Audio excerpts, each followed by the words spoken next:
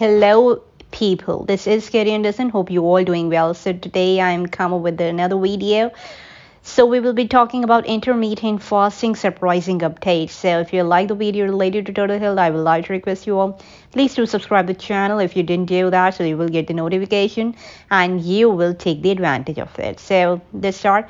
Let's go. Intermittent fasting surprising update. There's a ton of incredibly promising intermittent fasting research done on fat rats.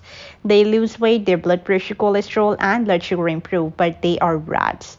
Studies in humans almost across the board have shown that if is safe, incredibly effective, but really now more effective than any other diet. In addition, many people find it difficult to fast, but a growing body of research suggests that the timing of the fast is key and can make it a more realistic, sustainable, and effective approach for weight loss as well as for diabetes prevention. The backstory on intermittent fasting if as a weight loss approach has been around in various form of ages but was highly popularized in 2012 by BBC broadcast journalist Dr. Michael Mosley TV documentary Eat Fast, Live Longer and Book the Fast Diet, followed by journalist Kate Harrison book The 5:2 diet based on her own experience, and subsequently by Dr. Jason Fung 2016 bestseller The Obesity Code, if generated a steady positive buzz as any doubts of its effectiveness proliferated. As a lifestyle-leaning research doctor, I needed to understand the science. The Obesity Code seemed the most evidence-based summary resource, and I loved it. Fung successfully combines plenty of research with clinical experience and sensible nutrition advice, and also address the socio-economic forces conspiring to make us fat. He is very clear that we should eat more fruits and veggies, fiber, healthy protein, and fats, and avoid sugar, refined grains, processed food, and for God's sake, stop snacking. Check, check, check. I agree. The only part that was still questionable in my mind was the intermittent fasting part. Intermittent fasting can help weight loss if makes intuitive sense. The food we eat is break down by enzyme in our gut and eventually end up as molecule in our bloodstream. Carbohydrate, particularly sugars and refined grains, think white flours in rice, are quickly broken down into sugar, which our cell use for energy if our cell don't use it all.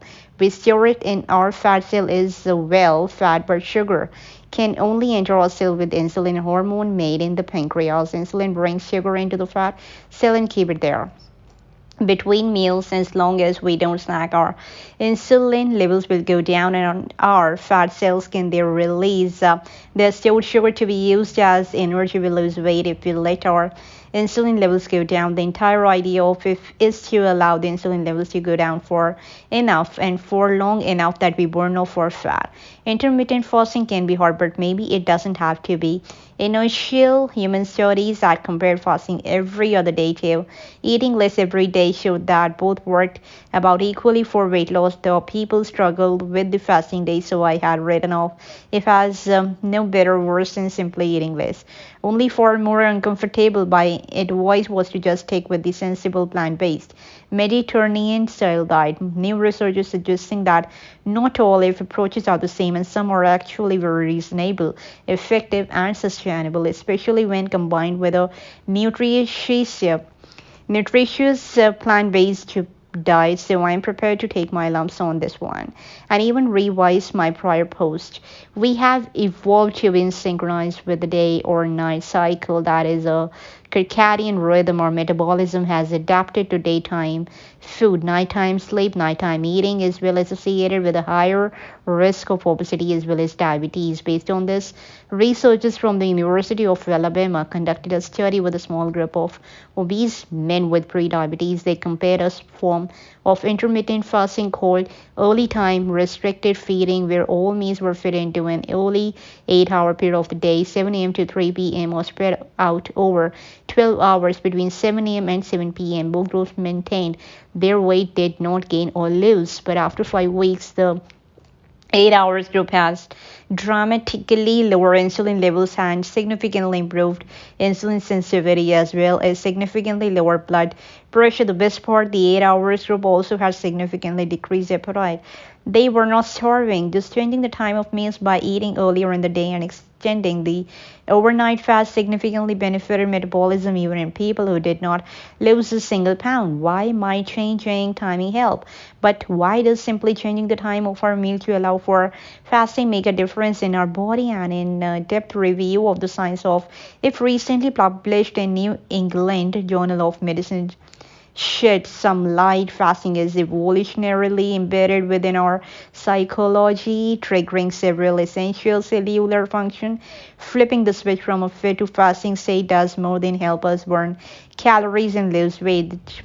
The researchers combed through dozens of animal and human studies to explain how simple fasting improves metabolism, lowering blood sugar, lessens inflammation, which improves the range of health issues from arthritic pain to asthma, and even help clear out toxins and damaged cells, which lower risk for cancer and enhances brain function. The video is a bit worth the read and worth the listen. So, is intermittent fasting as good as it sounds? I was very curious about this, so I asked the opinion of metabolic expert Dr. Deborah Wexler, director of the Massachusetts General Hospital Diabetes Center and associate professor at Harvard Medical School. Here is what she told me. There is evidence to suggest that the circadian rhythm fasting approach, where meals are restricted to an 8 to 10 hour period of the daytime, is effective. She confirmed, though generally she recommends that people use an eating approach that works for them and is sustainable to them.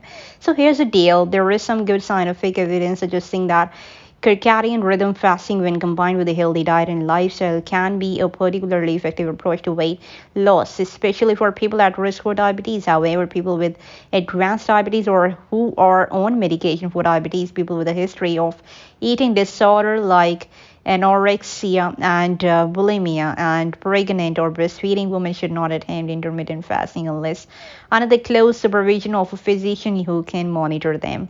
4 ways to use this information for better health: avoid sugar and refined gains. Instead, eat fruits, vegetables, beans, lentils, whole grains, lean proteins, and healthy fat. A sensible plant-based Mediterranean style diet. Let your body burn fat between meals. Don't snack. Be active throughout the day. Build muscle tone. Consider a simple form of intermittent fasting. Limit the hours of the day when you eat, and for best effect, make it earlier in the day, between 7 a.m. to 3 p.m. or even 10 a.m. to 6 p.m., but definitely not in the evening before bed. Avoid snacking or eating at nighttime all the time. So that's all about the fitness in this video. I hope you all liked it. So before signing off, I would like to request you of please do subscribe the channel if you didn't do that, so you will get the notification while I upload the video. So that's all. We will definitely meet in the next video with my other content. Till then, God bless you. Bye bye and take care.